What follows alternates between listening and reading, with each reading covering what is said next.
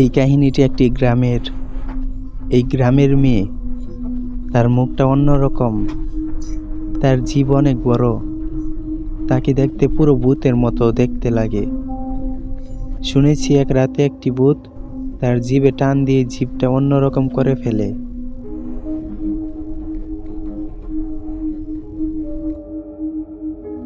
গ্রামের বড় বড় নারিকেল গাছ, আর ওইখানে থাকে একটি ছায়া। কেউ জানে না এই ছায়াটা কই থেকে আসছে, সে কোথায় যাচ্ছে।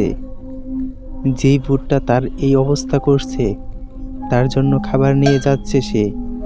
খাবারটা মুখে দিয়ে নারিকেল গাছের নিচে শুয়ে পড়ে। তারপর সেই ছেলেটা আইসা মুখ থেকে খাবারটা নিয়ে খেয়ে ফেলে।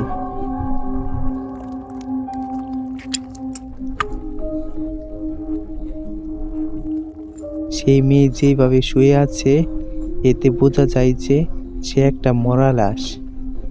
সেই ভূতটা যখন জানতে পারে এই মেয়েটা জীবিত আছে,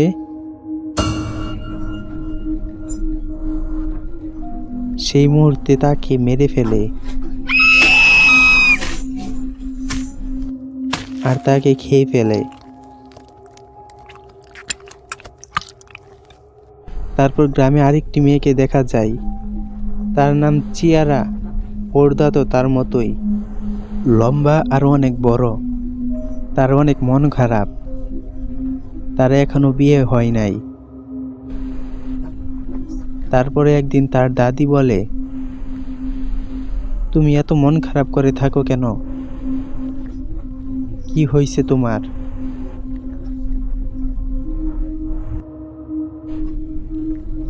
রাত হয়ে গেছে অনেক, আর রাতে নারিকেল গাছের আশেপাশে সেই ছায়াটা দেখা যায়। এখন বর্তমানে নারিকেল গাছের আগায় আছে। চিয়ারা খাবার বানায় আর নারিকেল গাছের দিকে এগোতে থাকে।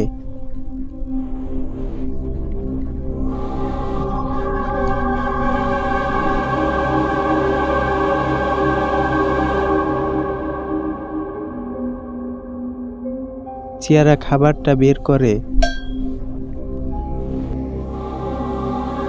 মুখে দেয় আর নারিকেল গাছের নিচে শুয়ে পড়ে। চিয়ারার অনেক ভয় করতেছে, কেউ যদি তাকে মেরে ফেলে। কিছু সময় পরে উপর থেকে আওয়াজ আসে,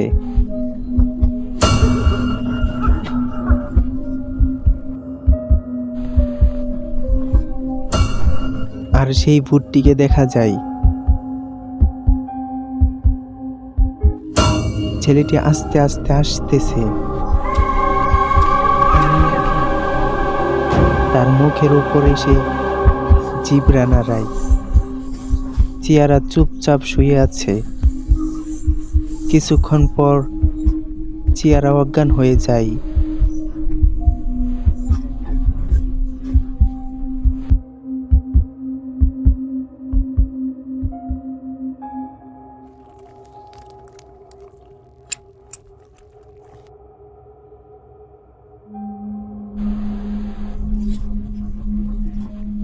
যখন তার জ্ঞান আসে, তখন তার মুখটা ঠিক হয়ে যায়।